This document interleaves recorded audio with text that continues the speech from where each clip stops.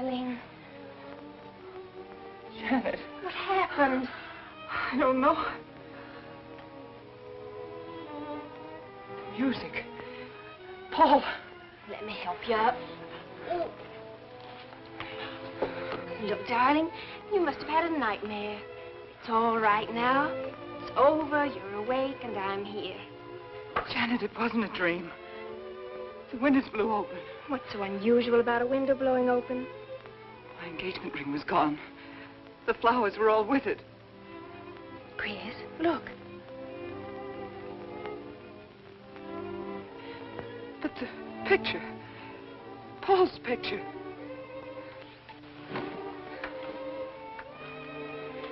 You see? Just a bad dream. I was awake. My wedding gown there in the closet. It came toward me. I swear it did.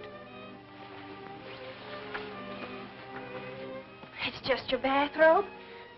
You probably pulled the door open like this, and it flung out like that.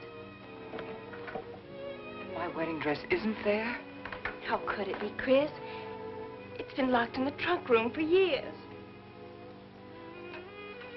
It wasn't a nightmare, I tell you. I saw those things. I think it was Paul, and he doesn't want me to marry. I've got some feeling that it's not loyal to Paul if you marry again. It's on your conscience, and it makes you dream. Why don't you talk it over with an analyst? He wouldn't understand. He'd think I was losing my mind. Nobody would understand. Except perhaps Alexis. Alexis? Just somebody I once met. Come on. Get to bed. It's after 3. You haven't got time for any more dreams tonight. Janet, while you're up, would you get me a glass of water?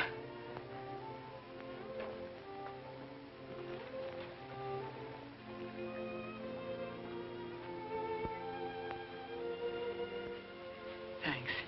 Janet. I thought I was supposed to be the baby in the family. Here, give me that water. Move over. Baby. Night, Chris. Night.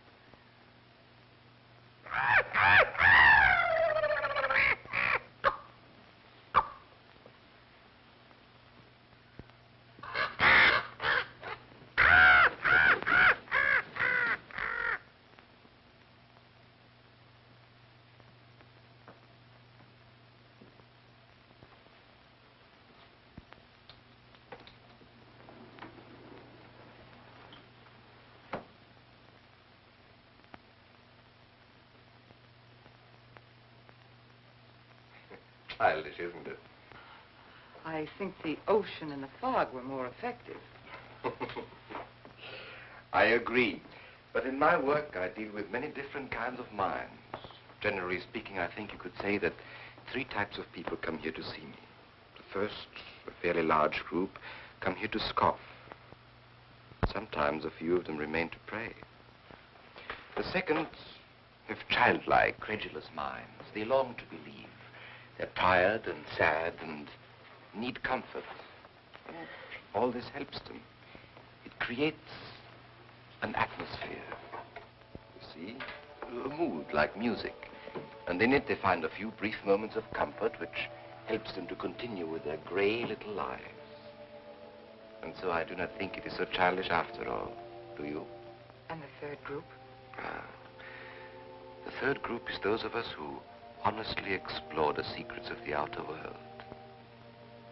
I feel that you have come here today to join that group. Well, I did want to talk to you about something. I know. He was close to you last night. And he's close to you now. But wait.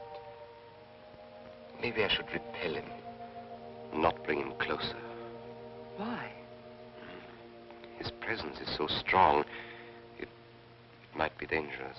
How could Paul's presence possibly be dangerous to me? To your plans. You want to get married and lead what is termed a normal life. But if Paul is trying to reach me, then I want to help him. Have you thought what people will think? What Martin will think? I'm not afraid to think as I choose. Then, Christine, if you have the courage and the will to explore, I will help you. Now relax. Let your mind be free and receptive.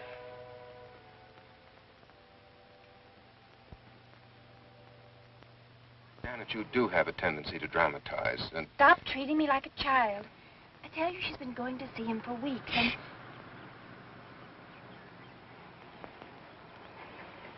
Now do you believe me?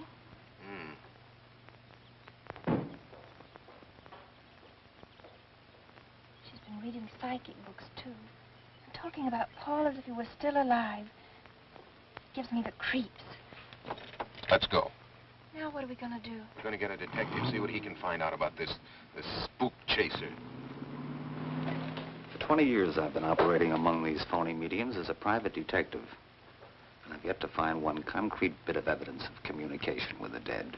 But my sister's absolutely convinced. He's told her things he couldn't know, unless he were psychic. He's probably gone to a lot of trouble to investigate her past. They're thorough and clever. What I can't understand is Christine falling for such drivel. You'd be amazed at the people who do. No, thanks. Well, there's a millionaire right in this town. Wouldn't buy a bag of popcorn without consulting his medium. What's this one's name? Alexis. It's a new one on me. Then they change their names often enough. How about a description? There's a picture of him in this pamphlet he wrote.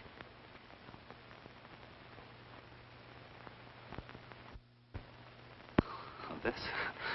I used to be a magician. That's how I got into this racket.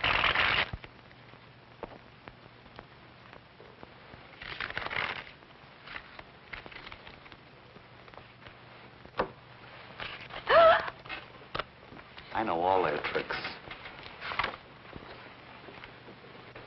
Alexis. It's called to Chicago on a case once. A young man named Maru swindled a society lady out of a whole hatful of money. If that's Alexis. He certainly looked corny. If that's Alexis, we can report him to the police. What charge? He served his stretch, and that's that. But at least Christine will be through with him. I mean, if we can prove he's a crook. How can we identify him? Well, I could go out there and try to get his fingerprints. But I think the only times these fakes are really psychic is when there's a detective around.